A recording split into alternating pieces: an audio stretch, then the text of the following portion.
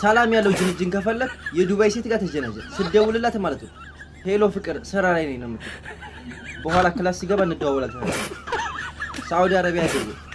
ይሄ በግረኛ ደውለታል መጀመሪያ የምታረገው ሻሻን እንድትመጥም እዚህ ታስገባዋለች ከዛ ካለስ ሁሉ ተቀላሉ የማጤ ቆጥ ዝም ብላ ተዋራለች በኋላ ዝጋው ከሱ ትላለች አይመቻትም አዝቀርቅራዋለች ስራውን ጨርሳል ከዛ ደግሞ ቀሳር ጋር እንደምን ጠረግ ታረግና ደሞ ላንድ ግመል ረኛ ትደውላለች የበግረኛው አለፈ ለግመል ረኛ ሄሎ ማሬው ወትሏል